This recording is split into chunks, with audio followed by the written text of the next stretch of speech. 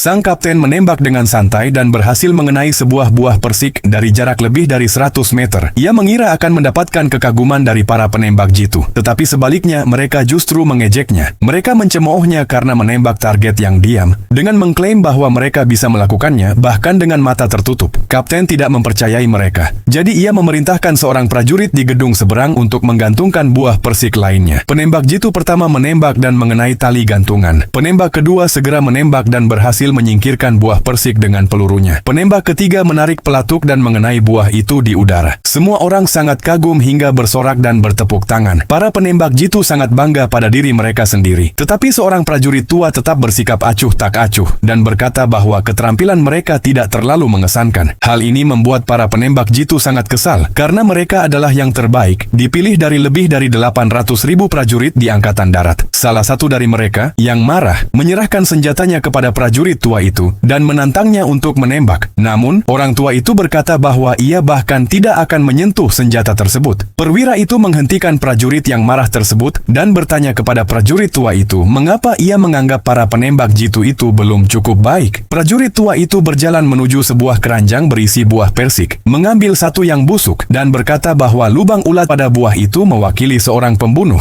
sementara seluruh keranjang buah persik mewakili orang-orang biasa. Si pembunuh bersembunyi di antara mereka. Para penembak jitu harus menemukannya dan menyingkirkannya dalam waktu kurang dari 30 detik. Para penembak jitu mengira tugas itu akan mudah, tetapi ketika prajurit tua itu menumpahkan seluruh isi keranjang ke tangga, mereka pun panik. Semua buah persik tampak persis sama. Bahkan ketika hanya tersisa beberapa detik, mereka masih belum menemukan buah persik yang busuk. Tiba-tiba, seorang prajurit melihat sebuah buah persik yang sebagian tersembunyi dan menyadari bahwa itu pasti yang busuk. Saat waktu hampir habis, dua dari mereka menembak, tetapi malah mengenai buah persik yang baik di kedua sisi. Tembakan terakhir menghancurkan buah persik yang busuk yang sebagian tersembunyi itu. Namun, ketika waktu habis, prajurit tua itu mengeluarkan buah persik busuk yang sebenarnya dari sakunya. Ternyata ia telah menyembunyikannya sejak awal. Itu berarti si pembunuh telah lolos. Para penembak jitu telah melukai dua orang tak bersalah dan membunuh satu. Misi mereka telah gagal. Barulah saat itu para penembak jitu menyadari kesalahan mereka. Faktanya, sehari sebelumnya prajurit tua itu telah membantu keamanan publik memecahkan laporan intelijen yang menyatakan bahwa sekelompok pembunuh musuh akan mencoba membunuh seorang perwira tinggi militer di stasiun kereta pada hari itu juga. Militer telah mengirim 3 penembak jitu untuk melindungi pemimpin tersebut. Ketiganya memang terampil, tetapi mereka masih jauh dari mampu menandingi kelompok pembunuh itu. Prajurit tua itu tidak ingin mereka mati sia-sia, jadi ia menggunakan keranjang buah persik untuk menguji mereka, dengan harapan mereka akan menjadi lebih berhati-hati.